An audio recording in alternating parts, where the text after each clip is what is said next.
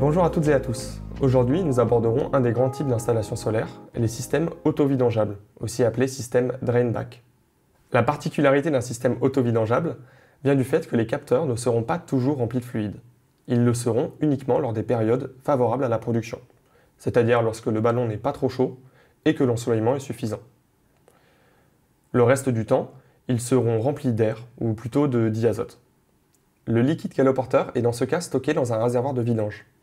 Il s'agit soit d'un réservoir externe placé en chaufferie, sous les capteurs et au-dessus du circulateur, soit ce réservoir correspond à l'échangeur du ballon, qui est alors plus volumineux pour contenir tout le fluide du circuit. Le fonctionnement est assez simple et s'apparente au système des vases communicants. En période de fonctionnement, une pompe fait circuler le fluide dans les capteurs et dans tout le système, et un échangeur, interne ou externe, viendra récupérer les calories produites. Lorsque la pompe s'arrête, le fluide caloporteur s'écoule alors par gravité des capteurs et des tuyauteries extérieures jusque dans la bouteille de vidange. Il n'y a plus d'échange de chaleur au niveau des capteurs. Cet écoulement gravitaire n'est possible que s'il n'y a aucune contrepente dans les tuyauteries, incluant celle des capteurs. C'est la raison pour laquelle certains modèles de capteurs ne sont pas adaptés au système auto-vidangeable. À gauche, un capteur adapté, avec des pentes régulières sur tout le capteur, qui permet une vidange totale.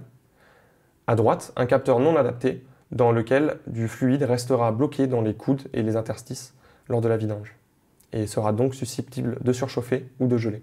Si les conditions sont à nouveau réunies pour produire, la pompe, toujours remplie de fluide, se met en marche et vient faire circuler le fluide dans les capteurs pour récupérer l'énergie. Le positionnement de la bouteille de vidange détermine la hauteur limite entre l'air et le liquide à l'arrêt du système. On la placera presque toujours à l'intérieur du bâtiment et plutôt dans sa partie haute pour limiter la taille de la pompe. Les panneaux seront remplis d'air et donc en non-production dans 4 cas de figure.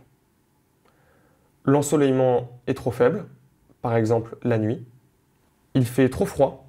Dans ce cas-là, le fluide est stocké dans la bouteille en intérieur et il n'y a aucun risque de gel. C'est pour ça que les systèmes auto-vidangeables peuvent tourner uniquement avec de l'eau et sans antigel. Le ballon de stockage est saturé. On a stocké assez d'énergie pour la journée et en stocker plus ferait monter le ballon à des températures qui pourraient l'endommager.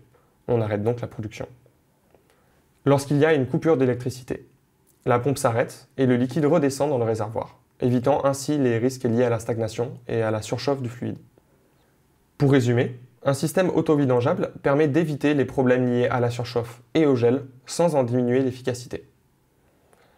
En revanche, il peut être difficile à mettre en œuvre car il faut éviter toute contrepente et avoir un système bien étanche à l'air. Merci d'avoir regardé ce contenu éducatif. Si vous n'avez pas encore regardé nos vidéos sur les systèmes sous pression et les systèmes à thermosiphon, je vous invite à aller les voir. Et à bientôt.